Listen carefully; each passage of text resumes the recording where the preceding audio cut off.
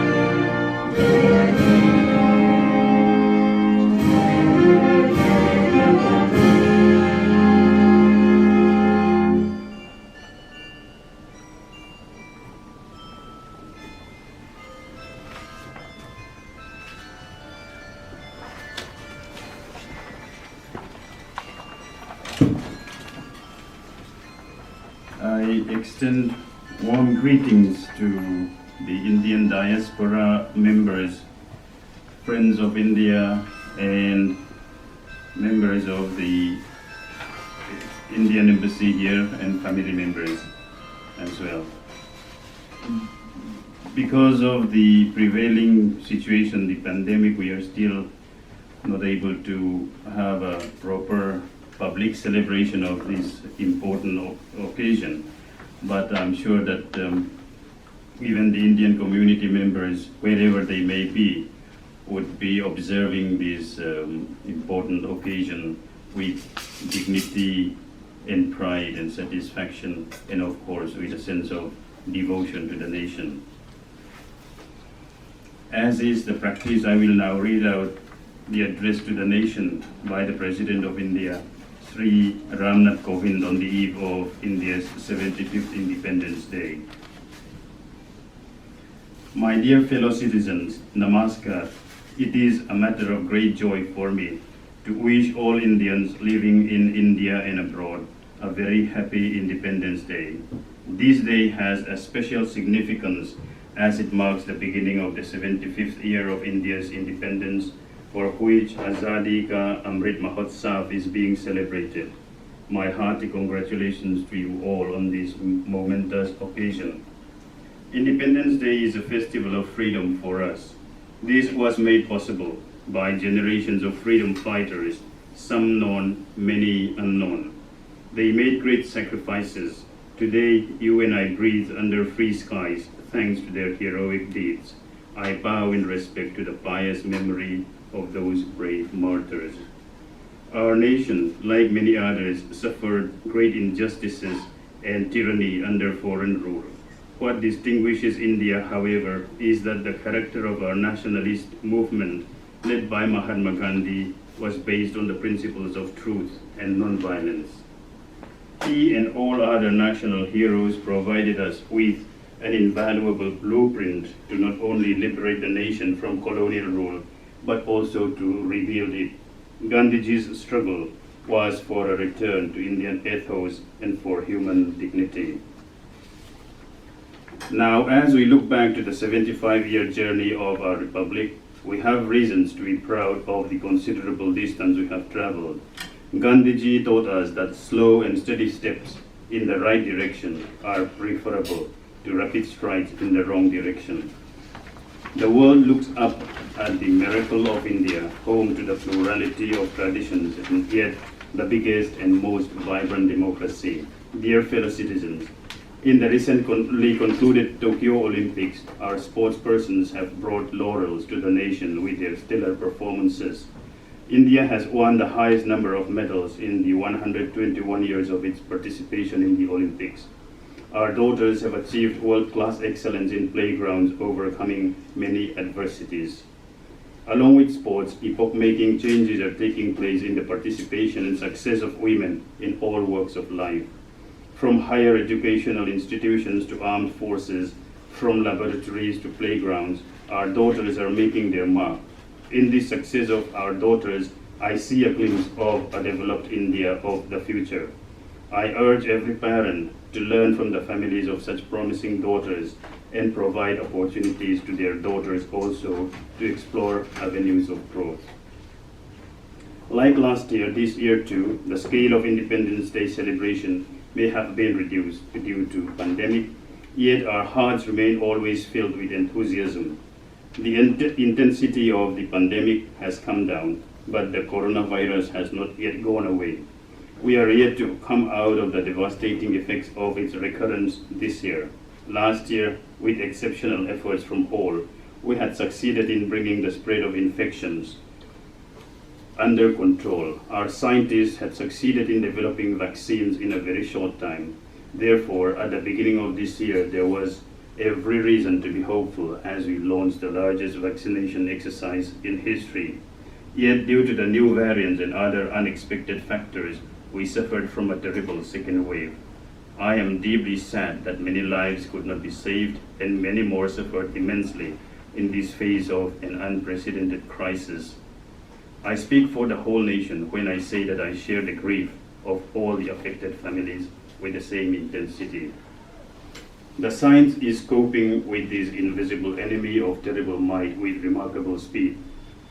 We can take solace from the fact that more lives have been saved than the lives lost. It was our collective determination to overcome the challenge that helped us see the weakening of the second wave. Once again, our corona warriors, the doctors, nurses, and health workers, the administrators, and others risk everything to contain the impact of the second wave. The second wave brought our public health care infrastructure under stress. The reality is that no infrastructure, even of advanced economies, could withstand a crisis of such enormous proportions. Efforts were made on war footing to plug the gaps. The leadership rose to the challenge, and the government's endeavors were supplemented by initiatives of the state, private sector healthcare facilities, the civil society, and others. In this extraordinary mission, foreign nations shared the essential generosity, just as India had reached out to many nations with medicine, equipment, and vaccines. I am grateful to the global fraternity that came forward with a helping hand. Due to these efforts, the nation breathes a sigh of relief with the return of a semblance of normalcy. If we have learned our lessons well, we know that this is the time of extra care and caution. We shall not let our guard down. Vaccines are the best possible protection science offers to us. Under the world's biggest vaccination campaign going on in our country, more than 50 crore, that is 500 million, fellow citizens have been vaccinated so far. I urge all eligible citizens who are yet to get vaccinated to do so at the earliest and also inspire others. Dear fellow citizens, the economic impact of the pandemic is as disastrous as its health impact. The government has been concerned about the lower middle classes and the poor, as well as about the small and medium industries. It has been sensitive to the needs of the laborers and of employers who have been facing hardships due to the lockdowns and movement restrictions.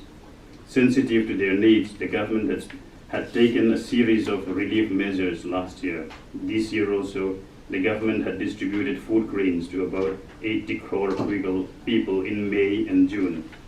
This benefit has been extended till Diwali. Moreover, the government has announced a new stimulus package worth rupees 6,26,000 crore to boost the selected COVID-affected sectors. In particular, it is heartening to know that an amount of rupees 23,220 crore is being spent over 1 year for expansion of medical facilities. It is heartening to know that rural India, particularly the agriculture sector, has kept growing against all odds. In a recent visit to my ancestral village, Paraung in Kanpur Dehat district, I was quite pleased to find that better infrastructure is being developed to make life better for people in rural areas. The psychological distance between the urban and rural is now much less as compared to the past. After all, India lives in its villages, which cannot be allowed to lag behind in development. That is why special campaigns, including the Pradhan Mantri Kisan Samman Nidhi, are being implemented for the welfare of our farmers. These efforts are consistent with the vision of an Atmanirbhar Bharat, a self-reliant India. With abiding faith in the inherent capacity of the economy, the government has further opened up defense, health, civil aviation, power, and other sectors. The government's new initiatives to promote eco-friendly, renewable sources of energy, particularly solar power, have won praise around the world. If there is an improvement in the ease of doing business, it has a positive impact on the ease of living for all. In addition to these, special emphasis is being given to public welfare.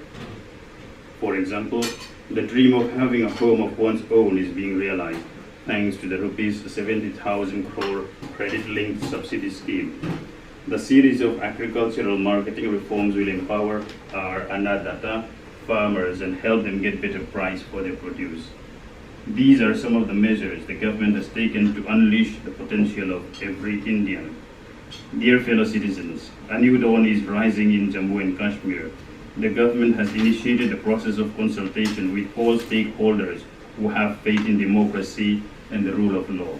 I urge the people, especially the youth of Jammu and Kashmir, to utilize this opportunity and work on realizing their aspirations through democratic institutions.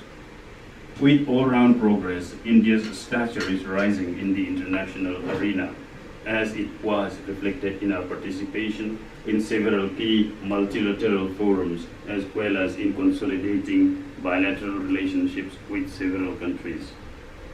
Dear fellow citizens, when India won independence 75 years ago, many skeptics thought democracy would not survive in India. Little did they know that roots of democracy were nurtured in this soil in ancient times, and even in modern times, India was ahead of many Western nations in offering franchise to all adults, regardless of any distinctions.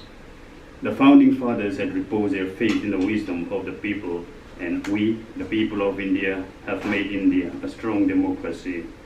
We have adopted the system of parliamentary democracy. Therefore, our parliament is the temple of our democracy, which provides us highest forum where we discuss, debate, and decide issues for the well-being of our people.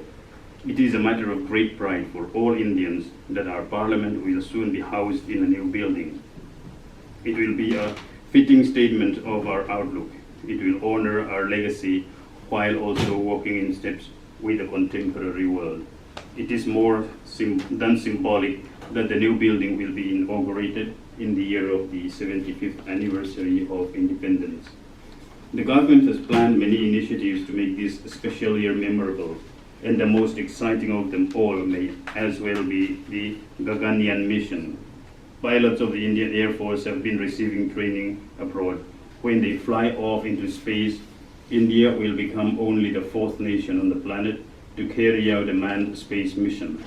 When it comes to the flights of our ambitions, we don't let any limitations define us. Yet we keep our feet on the ground. We acknowledge that we still have a long way to go in realizing the dreams of those who won the freedom for us. Our Constitution neatly summarizes those dreams in 4 words: justice, liberty, equality, and fraternity. We must strive for more equality in an unequal world, more justice in unjust circumstances. Justice has come to encompass a larger range of connotations, including economic and environmental justice. The road ahead is not easy.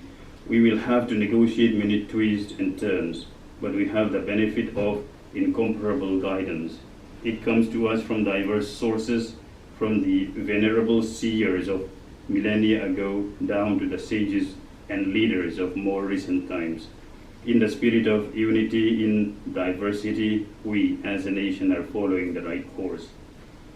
This vision derived from the unique Indian heritage is going to be helpful not only to us but to the whole world in this century. Modern industrial civilization has posed serious challenges before humankind. Climate change has become a reality of life, with seas rising, glaciers melting, and temperatures soaring. India is proud of not only adhering to the Paris Climate Agreement, but doing more than what the country has committed to protect the climate. However, the world desperately needs a course correction.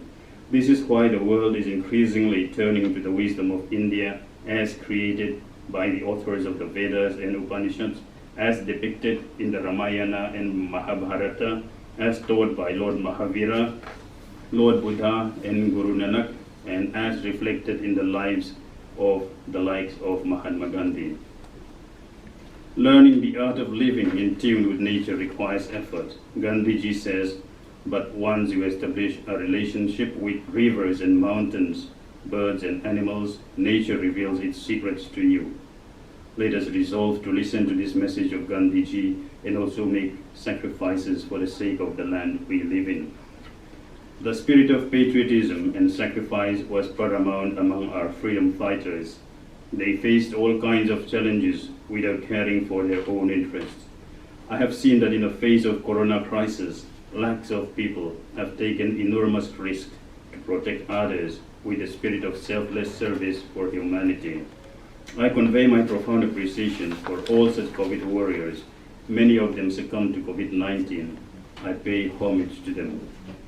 Recently, on the occasion of Kargil Vijay Diwas, I wanted to visit the Kargil War Memorial Grass in Ladakh to pay homage to our brave soldiers. But due to bad weather, it was not possible for me to reach that monument. On that day, I paid homage to our brave soldiers at the Dagar War Memorial in Baramulla. That memorial has been built in the memory of all the soldiers who have made the supreme sacrifice in their line of duty. While appreciating the valor and sacrifice of those brave warriors, I noticed that the war memorial has a motto inscribed, Mera har kaam desh ke naam, which means each and every deed of mine is for the nation. All of us should imbibe this motto as a mantra and work with devotion and dedication for the development of the nation. I would like that all of us come together to take India forward on the path of progress with the spirit of keeping the interest of the nation and society foremost. Dear fellow citizens, I extend my greetings especially to the members of the armed forces who have guarded our freedom valiantly and gladly, making supreme sacrifices when necessary. I also extend greetings to the members of the Indian diaspora who have represented the motherland well wherever they have made home. I once again congratulate all of you on the eve of India's 75th Independence Day. While celebrating this anniversary, I cannot stop my mind from imagining a powerful, prosperous, and peaceful India of 2047, when we will celebrate 100 years of our independence. I wish that all our people come out of the difficulties caused by the COVID pandemic and move ahead on the path of happiness and prosperity. Once again, my best wishes to all of you. Thank you. Jai Hind. Thank you.